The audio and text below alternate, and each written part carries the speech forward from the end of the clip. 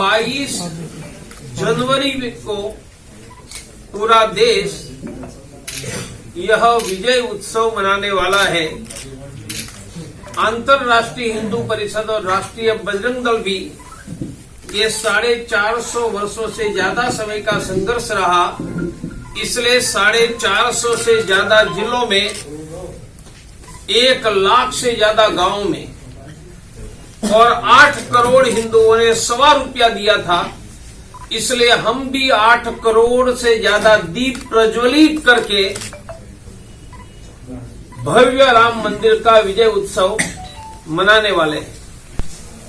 मैं देश की जनता को याद दिला दूं कि यह राम मंदिर बन रहा है, इसके लिए 450 वर्षों की 25 पीढ़ियों का संघर्ष और पिछले 40 वर्षों का इस पीढ़ियों का संघर्ष रहा है। पिछले 40 वर्षों में हमने देश में राम मंदिर बनाने के लिए 12 बार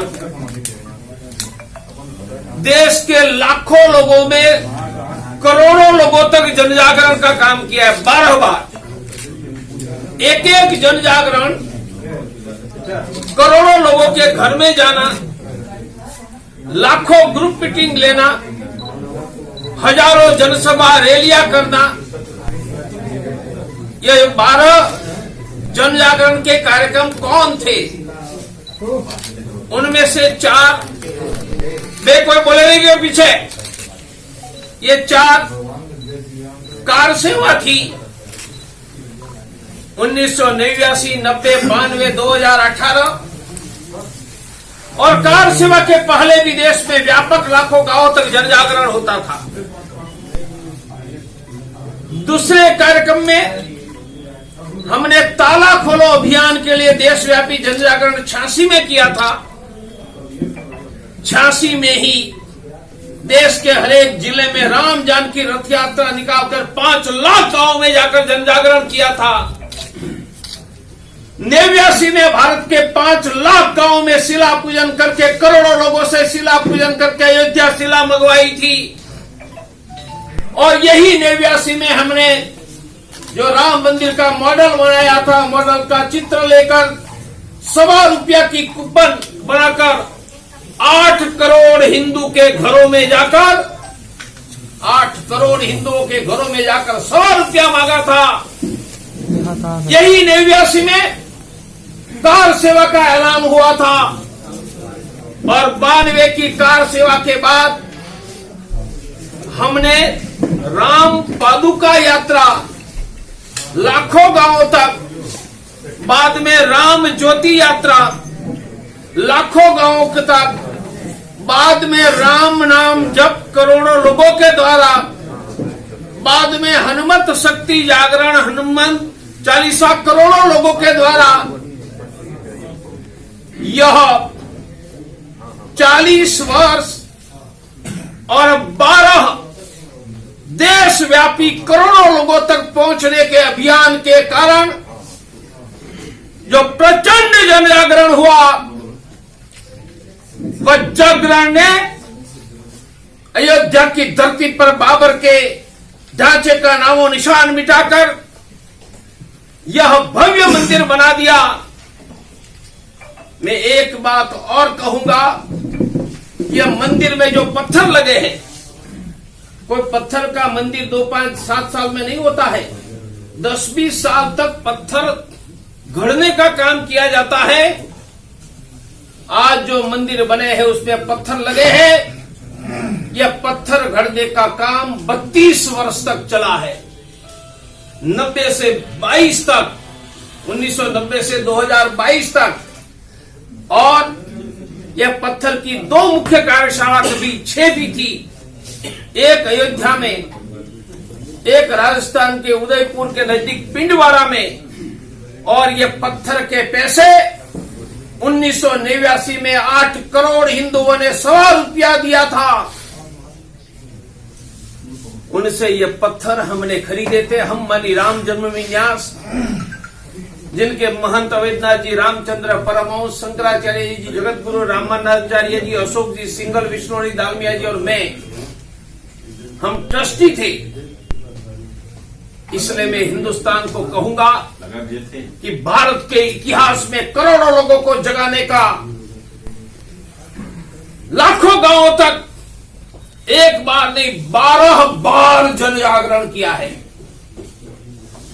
यह जन जागरण में मेरे लाखों हिंदू साथियों ने गाहा है। तब 12 जन जागरण अभियान में लोगों के घरों में जाकर राम मंदिर के लिए जगाने वाले, यह 40 वर्षों में हमारे साथ काम करने वाले, गांवों से गलियों तक फैले वाले लाखों हिंदू साथियों को धन्यवाद कर रहा हूं कि राम मंदिर बन रहा है। 12 बार लाखों गांवों में करोड़ों हिंदुओं को आपके जगाने के कारण अब मंदिर तो बनकर पूरा होने जा रहा है। अब अंतर्राष्ट्रीय हिंदू परिषद, राष्ट्रीय बजरंग दल, राम राज्य के समय, राम जी के समय भारत में जितनी हिंदुओं की समृद्धि थी, ऐसी सभी हिंदुओं की समृद्धि वापस लौटे। इसलिए राम मंदिर से राम राज्य तक लोगों की समृद्धि वापस देने का काम सरकार भी कर रही है।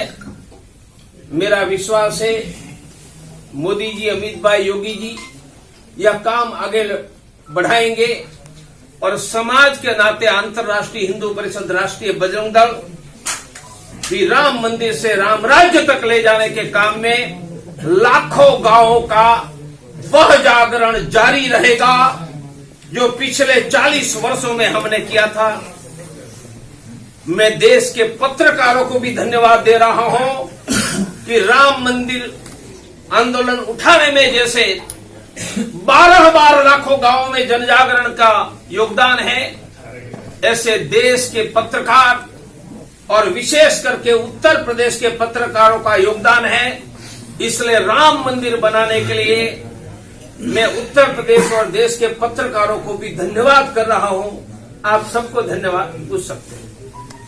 तो जी एक सवाल है कि राम मंदिर का जो भाई पीछे कौन बोल रहा है? शांति नारायण जी भी ऐसे भी लोग हाँ। राम मंदिर निमंत्रण पत्र है कि वो आप तक पहुंचा है? हाँ, मुझे निमंत्रण पत्र मिला है। मैं 21 शाम को अयोध्या पहुंच रहा हूँ। 22 के कार्यक्रम में भी रहूंगा और 22 तारीख को व्यवस्था के कारण सीमित लोगों को बुलाया है, परंतु राम मंदिर आंदोलन में लाठी गोली खाने के लिए मेरे साथ चारों कार सेवा में 8 लाख से ज्यादा लोग आए थे। तो मैंने कहा है कि लाठी गोली खाने में आप मेरे साथ थे तो भव्य राम मंदिर के दर्शन करने में मैं आपके साथ रहूंगा।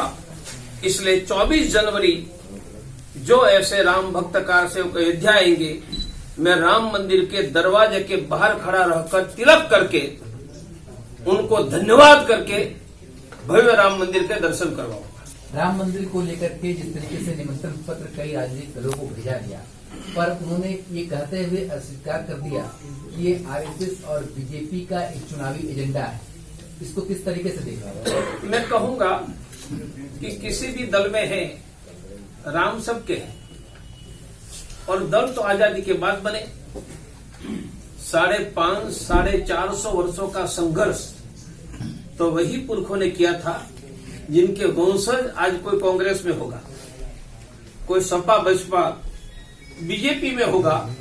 इसलिए अलग अलग दल में रहे हिंदुओं, हम सबके पुरखों की भुजाओं के बल और संघर्ष से राम मंदिर बना है। तो विजय उत्सव आओ हम मिलकर मनाए। चुनाव के समय चुनाव खेल लेना, अभी तो राम का खेला ही हम मिलकर आनंद से मनाएंगे। डॉक्टर साहब, उस शंकराचार्य राम लला के प्राण प्रतिष्ठा को अशास्त्रीय बता रहे हैं, इस पर क्या कहना है? प्रवीण तोगड़िया का शंकराचार्यों के बारे में कुछ भी बोलने का अधिकार, योग्यता और शास्त्रों का ज्ञान नहीं है। मेरा एक ही अधिकार है, शंकराचार्यों को प्रणाम करके उनका आशीर्वाद लेना। मैं स्वरूपानंद जी जो स्वर्गस्थ हो गए द्वारका के, उनसे लेकर अभी के निश्चलानंद जी, अविवेक्तेश्वरानंद जी, सबके आशीर्वाद और नमस्कार करता रहा हूं। तो मैं यही करता रहूंगा। शंकराचार्य को क्या करना वह स्वयं तय करेंगे। मैं हिंदुओं को प्रार्थना करूंगा कि शंकराचार्य जी पर उल्टी कमेंट कोई मत करे, उनसे हिंदू धर्म की गरिमा कम होगी। मैं राम मंदिर का उत्सव मनाने वाला हूं और अयोध्या जाने वाला हूं।